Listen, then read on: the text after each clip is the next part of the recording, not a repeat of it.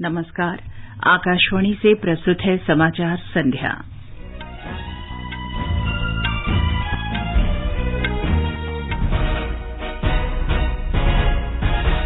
Bharatiya Janata party के स्थापना दिवस पर प्रधानमंत्री नरेंद्र मोदी ने कहा, सरकार के कामकाज में राष्ट्र हित सर्वोपरि। अपराध के मामले में गिरफ्तार लोगों की पहचान करने और उनका ब्यौरा एकत्र करने की अनुमति देने वाला दंड प्रक्रिया पहचान विधेयक 2022 संसद में पारित। संविधान अनुसूचित जनजाति आदेश संशोधन विधेयक 2022 संसद में पारित। इससे त्रिपुरा में दार्लोंग समुदाय सूची में शामिल होगा। अंतर्राष्ट्रीय मुद्रा कोष ने भारत की प्रधानमंत्री गरीब कल्याण अन्न योजना की सराहना की, जिसकी वजह से कोविड के दौरान देश में अत्यधिक गरीबी को बढ़ने से रोकने में मदद मिली। विदेश मंत्री एस जयशंकर ने कहा, यूक्रेन में संकट शुरू होने से पहले मेडिकल की पढ़ाई कर रहे विद्यार्थियों का कोर्स पूरा कराने के लिए भारत कुछ देशों के साथ निरंतर संपर्क में। पाकिस्तान के राष्ट्रपति ने चुनाव आयोग से 90 दिन के भीतर आम चुनाव कराने की तारीख का प्रस्ताव देने को कहा। सरकार ने भविष्य में परमाणु ऊर्जा संयंत्र लगाने के लिए 5 नए स्थलों को सैद्धांतिक मंजूरी दी। आयुष मंत्रालय कल विश्व स्वास्थ्य दिवस के अवसर पर नई दिल्ली में लाल किले पर योग महोत्सव का आयोजन करेगा। भारतीय मुक्केबाज आशीष कुमार, मोनिका, गोविंद साहनी और Varinder Singh Thailand open international boxing tournament के फाइनल में और आईपीएल क्रिकेट में पुणे में कोलकाता नाइट राइडर्स और मुंबई इंडियंस के बीच मुकाबला जारी है। समाचार संध्या में मनोज के साथ मैं चंद्रिका जोशी। प्रधानमंत्री नरेंद्र मोदी ने कहा है कि सरकार के कामकाज में राष्ट्रहित सर्वोपरि है। भारतीय जनता पार्टी के स्थापना दिवस पर कार्यकर्ताओं को संबोधित करते हुए श्री मोदी ने कहा कि देश के पास नीतियां, संकल्प और निर्णय लेने की क्षमता है। आज देश के पास नीतियां भी है, नियत भी है। आज देश के पास निर्णय शक्ति भी है और निश्चय शक्ति भी है।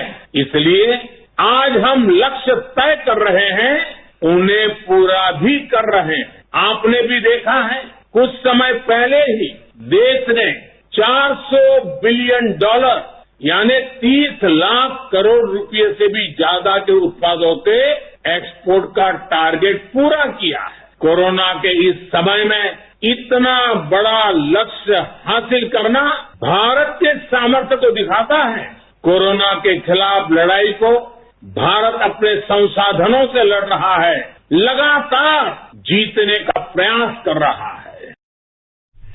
इससे पहले भारतीय जनता पार्टी के अध्यक्ष जगत प्रकाश नड्डा ने आज पार्टी के 42वें स्थापना दिवस के अवसर पर दिल्ली में पार्टी का ध्वज फहराया। श्री नड्डा ने डॉक्टर श्यामा प्रसाद मुखर्जी और पंडित दीनदयाल उपाध्याय को श्रद्धांजलि दी। उन्होंने पार्टी मुख्यालय में रक्तदान शिविर का भी उद्घाटन किया। गृहमंत्री अमित शाह ने कहा है कि प्रधानमंत्री नरेंद्र मोदी के नेतृत्व में भारतीय जनता पार्टी राष्ट्र की उन्नति और लोगों के कल्याण के भाव से निरंतर आगे बढ़ रही है।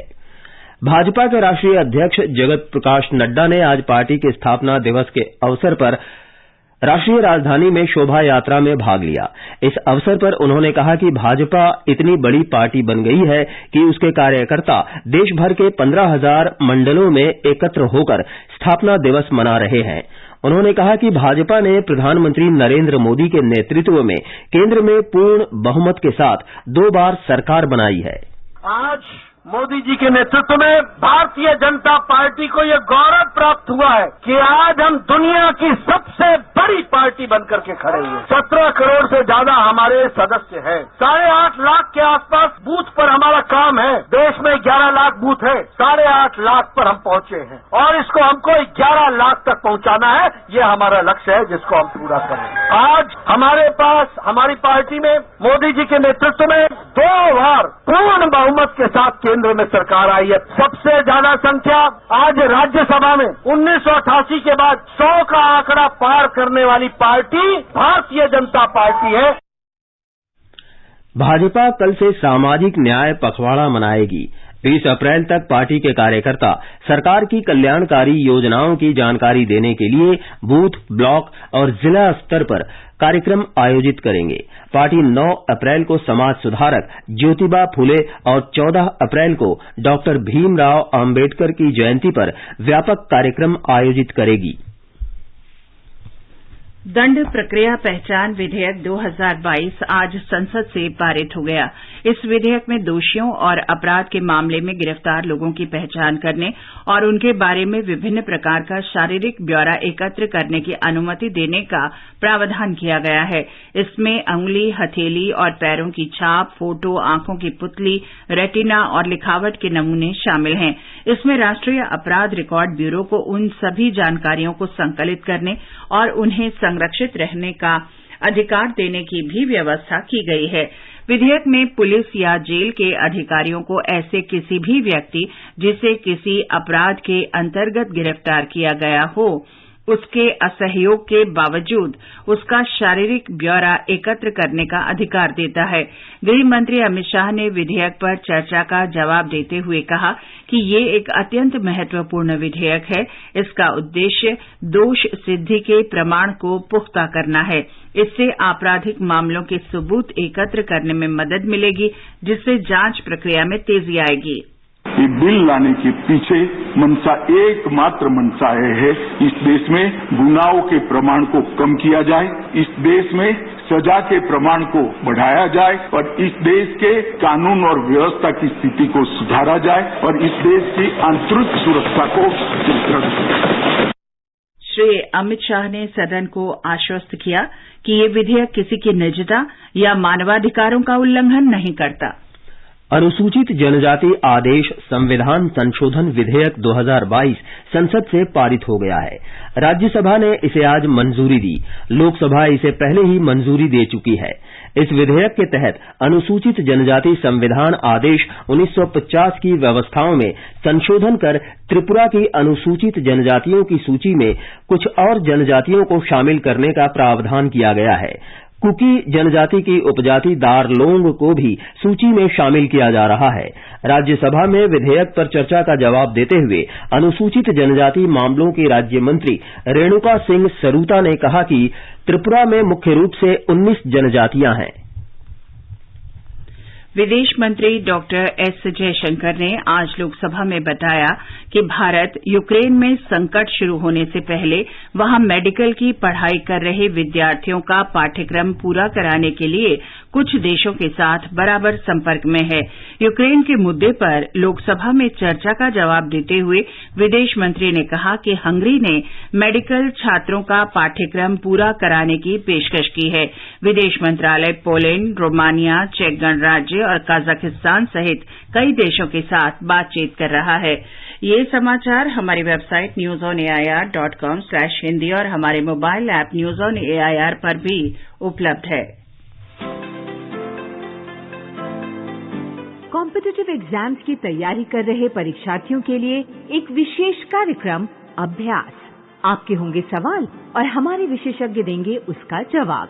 आप अपने सवाल रिकॉर्ड कर हमें भेजें व्हाट्सएप नंबर 9289094044 पर या फिर ईमेल करें abhyas.airnews@gmail.com पर। आपका अभ्यास हमारा प्रयास।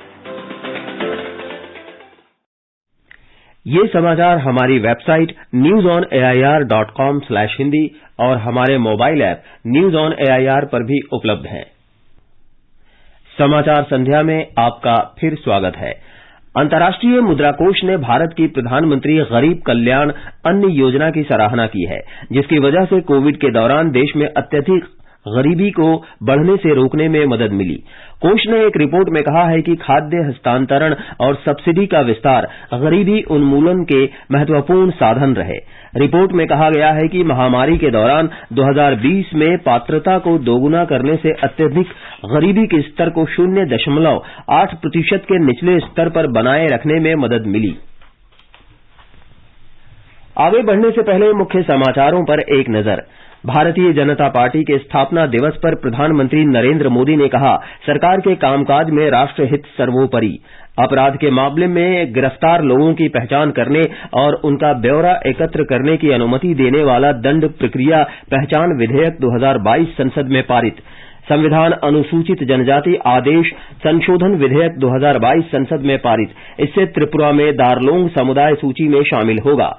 अंतर्राष्ट्रीय मुद्रा कोष ने भारत की प्रधानमंत्री गरीब कल्याण अन्न योजना की सराहना की, जिसकी वजह से कोविड के दौरान देश में अत्यधिक गरीबी को बढ़ने से रोकने में मदद मिली। विदेश मंत्री एस जयशंकर ने कहा, यूक्रेन में संकट शुरू होने से पहले मेडिकल की पढ़ाई कर रहे विद्यार्थियों का कोर्स पूरा कराने के लिए भारत कुछ देशों के साथ निरंतर संपर्क में है। पाकिस्तान के राष्ट्रपति ने चुनाव आयोग से 90 दिनों के भीतर आम चुनाव कराने की तारीख का प्रस्ताव देने को कहा। आयुष मंत्रालय कल विश्व स्वास्थ्य दिवस के अवसर पर नई दिल्ली में लाल किले पर योग महोत्सव का आयोजन करेगा। भारतीय मुक्केबाज आशीष कुमार, मोनिका, गोविंद साहनी और Varinder Singh Thailand open international boxing tournament के फाइनल में और आईपीएल क्रिकेट में पुणे में कोलकाता नाइट राइडर्स और मुंबई इंडियंस के बीच मुकाबला जारी। केंद्रीय परमाणु ऊर्जा और अंतरिक्ष राज्य मंत्री डॉक्टर जितेंद्र सिंह ने कहा है कि सरकार ने भविष्य में परमाणु ऊर्जा संयंत्र लगाने के लिए 5 नए स्थलों को सैद्धांतिक रूप से मंजूरी दे दी है।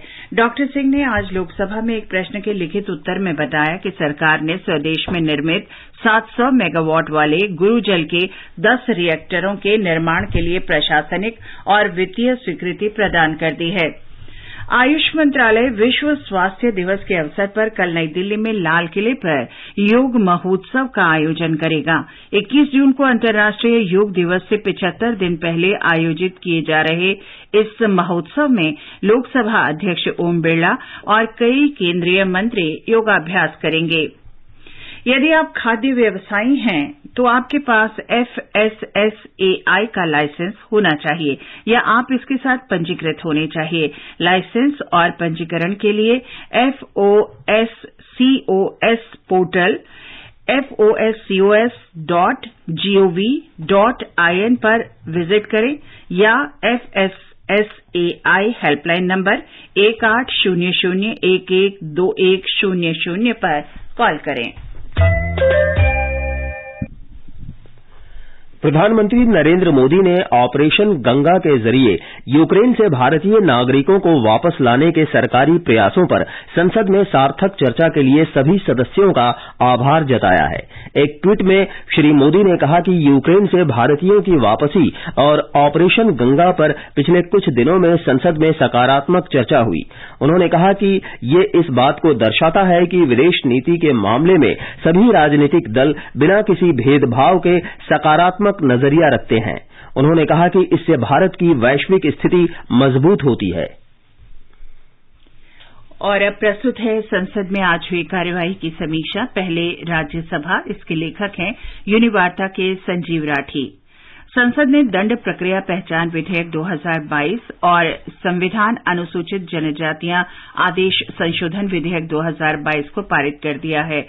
राज्यसभा ने आज दंड प्रक्रिया पहचान विधेयक 2022 को प्रवर समिति में भेजने के विपक्ष के प्रस्ताव को खारिज कर इसे पारित कर दिया, जिससे इस पर संसद की मुहर लग गई। लोकसभा इस विधेयक को पहले ही पारित कर चुकी है। इससे पहले गृहमंत्री अमित शाह ने आज राज्यसभा में दंड प्रक्रिया पहचान विधेयक 2022 पेश किया। इस विधेयक में अपराधियों की पहचान और आपराधिक मामलों की छानबीन तथा अपराध से जुड़े मामलों के रिकॉर्ड रखने की व्यवस्था की गई है। इसमें व्यक्तियों की पहचान से जुड़े उंगलियों के निशान, हाथ के छाप, पंजों के निशान, फोटो, आंख की पुतली, रेटिना के रिकॉर्ड और जैविक नमूने तथा उनके विश्लेषण जैसे उपायों को कानूनी स्वीकृति देने की व्यवस्था है।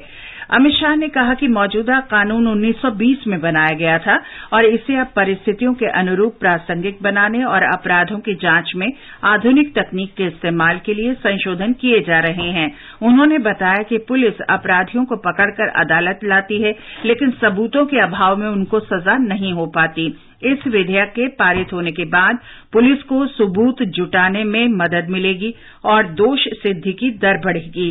उन्होंने कहा कि अगर दोष सिद्धि नहीं हो तो अपराधियों को सजा नहीं मिलती और सरकार तथा व्यवस्था में समाज की आस्था घटने लगती है। उन्होंने कहा कि विधि आयोग की 27वीं रिपोर्ट में सबूत एकत्र प्रणाली को मजबूत बनाने तथा नमूनों का दायरा बढ़ाए जाने की सिफारिश की गई थी।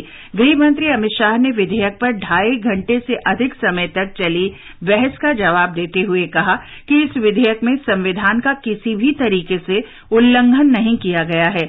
उन्होंने कहा कि इस विधेयक का उद्देश्य अदालतों में दोष सिद्धि की दर को 3rd डिग्री के बजाय वैज्ञानिक प्रमाणों के आधार पर बढ़ाना है।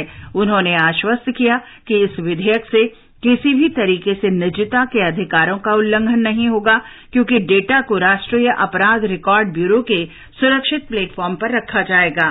द्रमुक के तिरुचि सिवा तथा तृणमूल कांग्रेस के सुखेंदु शेखर राय ने विधेयक के प्रावधानों को लोगों के मौलिक अधिकारों के खिलाफ बताते हुए इस पर व्यापक विचार विमर्श के लिए प्रवर समिति में भेजने का प्रस्ताव किया।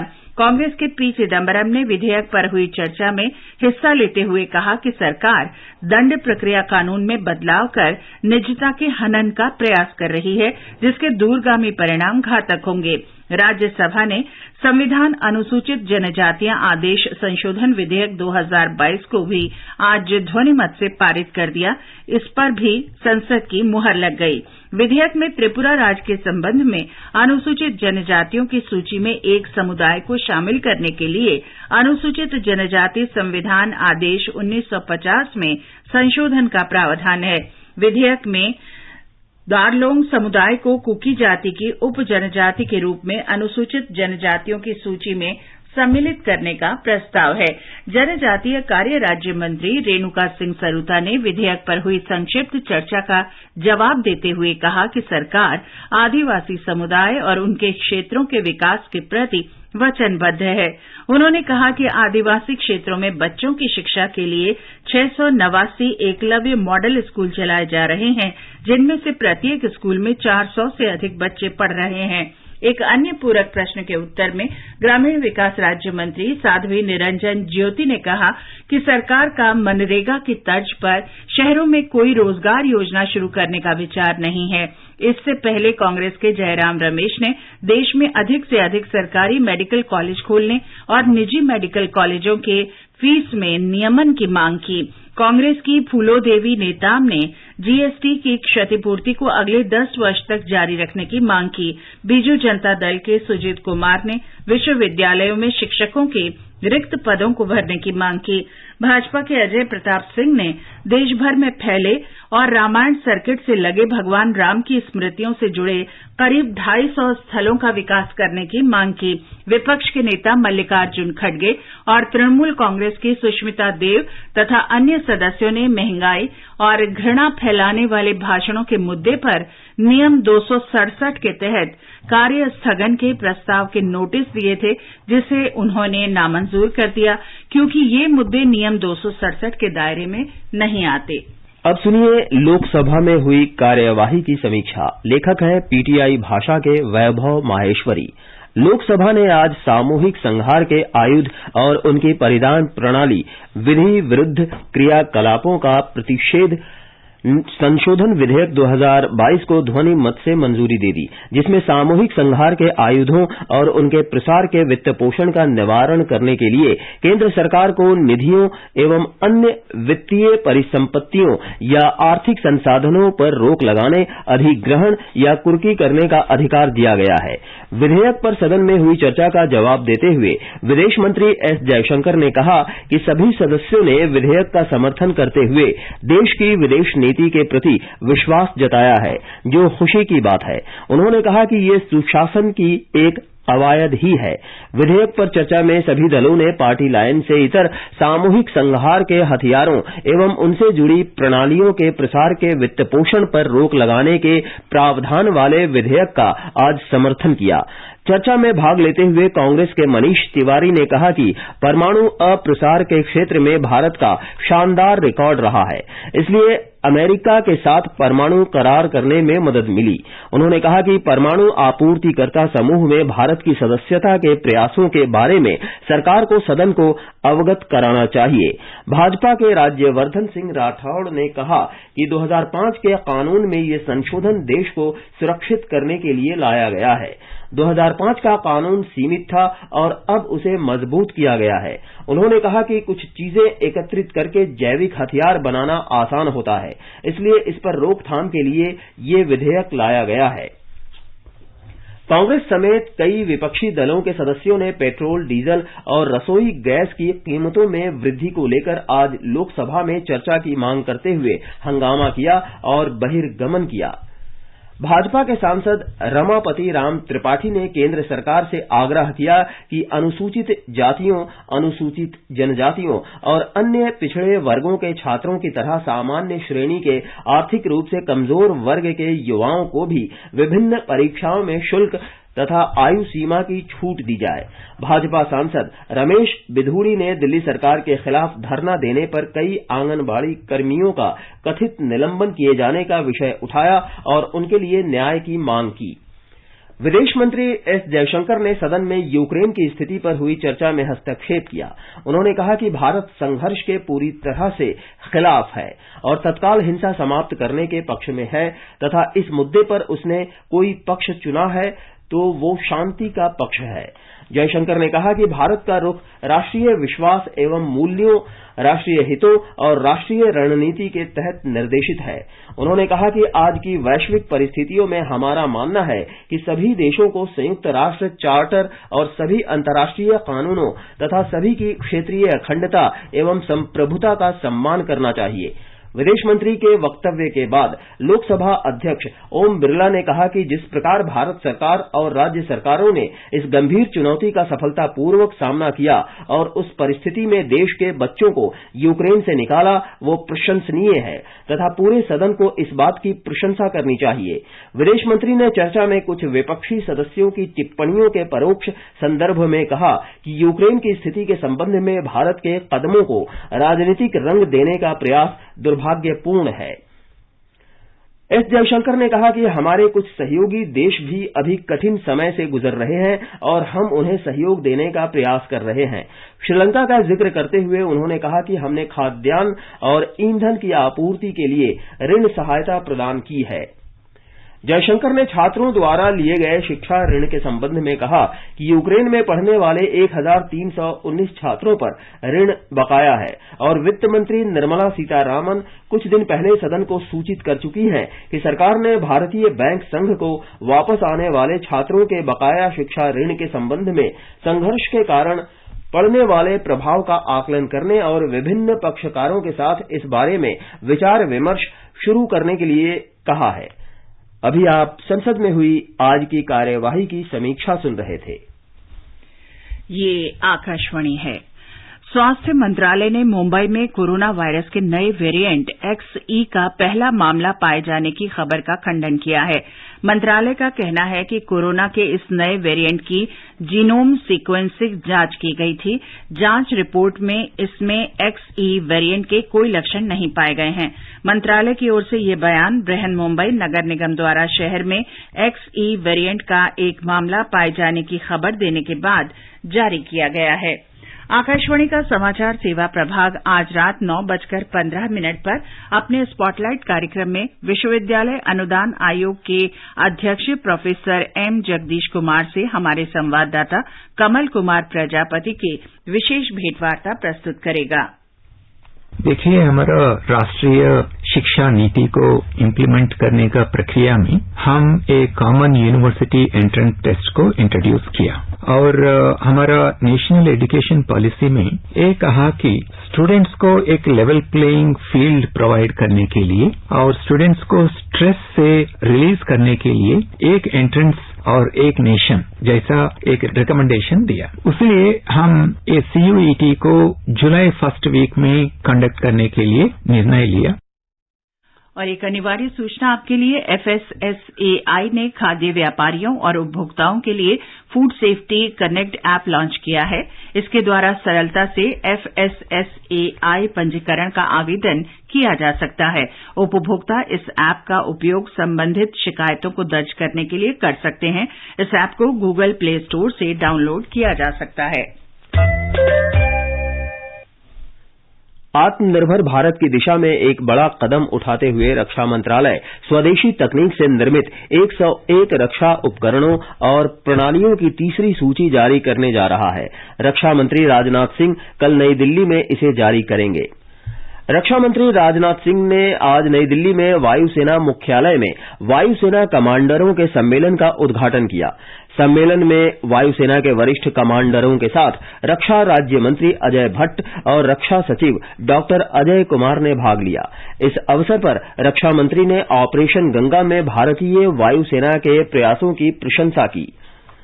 वर्ष 2021-2022 के लिए कृषि सहित समुद्री खाद्य उत्पादों का निर्यात $50 अरब के आंकड़े को पार कर गया है। ये अब तक का उच्चतम स्तर है। केंद्र सरकार ने जम्मू कश्मीर में जल जीवन मिशन को बढ़ावा देने के उद्देश्य से जल जीवन मिशन 2022-23 के अंतर्गत केंद्र शासित प्रदेश को 9,289 करोड़ रुपए से अधिक की राशि आवंटित की है। ब्यौरा हमारे संवाददाता से। जल जीवन मिशन के बजट में हर साल पर्याप्त बढ़ोतरी केंद्र और जम्मू कश्मीर सरकार की चिंताओं और गंभीरता को दर्शाती है, जिसके अंतर्गत सरकार द्वारा हर घर को जल के लिए नल का कनेक्शन और जांच एवं निगरानी के माध्यम से जल गुणवत्ता प्रबंधन की क्षमता निर्माण वचनबद्धता को पूरा किया जा रहा है। जम्मू कश्मीर वित्तीय वर्ष 2022-23 तक हर घर जल की उपलब्धि प्राप्त करने वाला केंद्र शासित प्रदेश बनने पर विचार कर रहा है। केंद्र शासित प्रदेश के कुल 18,35,000 ग्रामीण परिवारों में से 10,29,000 यानी 57% घरों में नल के पानी के कनेक्शन है। श्रीनगर और गांधरबल जिलों ने एक महत्वपूर्ण उपलब्धि प्राप्त करते हुए 100% घरों में नल के पानी के कनेक्शन का लक्ष्य हासिल कर लिया है। सभी स्कूलों और आंगनबाड़ी केंद्रों में पानी, दोपहर का भोजन पकाने, हाथ धोने और शौचालयों में इस्तेमाल के लिए नल के पानी की उपलब्धता सुनिश्चित करने के भी प्रयास किए जा रहे हैं। अभी तक जम्मू कश्मीर में 22,421 यानी 100% स्कूलों और 23,926 यानी 100% आंगनबाड़ी केंद्रों में भी नल का पानी उपलब्ध करवाया दिया गया है। आकाशवाणी समाचार के लिए जम्मू से आर.के. रैना। पाकिस्तान में राष्ट्रपति सचिवालय ने चुनाव आयोग से नेशनल असेंबली भंग होने की तारीख से 90 दिन के भीतर आम चुनाव कराने की तारीख का प्रस्ताव देने को कहा है। इससे पहले स्थानीय मीडिया ने बताया था कि चुनाव आयोग ने कानूनी अड़चनों और प्रक्रियात्मक चुनौतियों का हवाला देते हुए 3 महीने के भीतर चुनाव कराने में असमर्थता जताई थी। आशीष कुमार, गोविंद सहानी, वरिंदर सिंह और मोनिका थाईलैंड ओपन अंतर्राष्ट्रीय मुक्केबाजी टूर्नामेंट के फाइनल में पहुंच गए हैं। वहीं अमित पंघाल ने 52 किलोग्राम वर्ग के सेमीफाइनल में जगह बना ली है। महिलाओं के 75 किलोग्राम वर्ग में भाग्यवती कचहरी भी सेमीफाइनल में पहुंच गई हैं। आईपीएल क्रिकेट में इस समय पुणे में मुंबई इंडियंस का सामना कोलकाता नाइट राइडर्स से हो रहा है। ताजा समाचार मिलने तक मुंबई ने 9 ओवर में 2 विकेट पर 49 रन बना लिए हैं। इससे पहले कोलकाता ने टॉस जीतकर गेंदबाजी करने का फैसला किया। अंक तालिका में मुंबई अपने दोनों मैच हारकर 8वें स्थान पर है, जबकि कोलकाता 3 मैचों में 2 जीत और 1 हार के साथ दूसरे स्थान पर है। और अंत में मुख्य समाचार एक बार फिर। भारतीय जनता पार्टी के स्थापना दिवस पर प्रधानमंत्री नरेंद्र मोदी ने कहा, सरकार के कामकाज में राष्ट्रहित सर्वोपरि।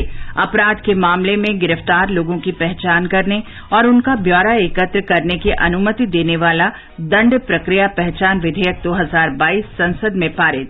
संविधान अनुसूचित जनजाति आदेश संशोधन विधेयक 2022 संसद में पारित। इससे त्रिपुरा में दार्लोंग समुदाय सूची में शामिल होगा। अंतर्राष्ट्रीय मुद्रा कोष ने भारत की प्रधानमंत्री गरीब कल्याण अन्न योजना की सराहना की, जिसकी वजह से कोविड के दौरान देश में अत्यधिक गरीबी को बढ़ने से रोकने में मदद मिली। विदेश मंत्री एस जयशंकर ने कहा, यूक्रेन में संकट शुरू होने से पहले मेडिकल की पढ़ाई कर रहे विद्यार्थियों का पाठ्यक्रम पूरा कराने के लिए भारत कुछ देशों के साथ निरंतर संपर्क में है। पाकिस्तान के राष्ट्रपति ने चुनाव आयोग से 90 दिन के भीतर आम चुनाव कराने की तारीख का प्रस्ताव देने को कहा। सरकार ने भविष्य में परमाणु ऊर्जा संयंत्र लगाने के लिए 5 नए स्थलों को सैद्धांतिक मंजूरी दी। आयुष मंत्रालय कल विश्व स्वास्थ्य दिवस के अवसर पर नई दिल्ली में लाल किले पर योग महोत्सव का आयोजन करेगा। भारतीय मुक्केबाज आशीष कुमार, मोनिका, गोविंद साहनी और Varinder Singh Thailand open international boxing tournament के फाइनल में और आईपीएल क्रिकेट में पुणे में कोलकाता नाइट राइडर्स और मुंबई इंडियंस के बीच मुकाबला जारी है। इसके साथ ही समाचार संध्या का ये अंक समाप्त हुआ। नमस्कार।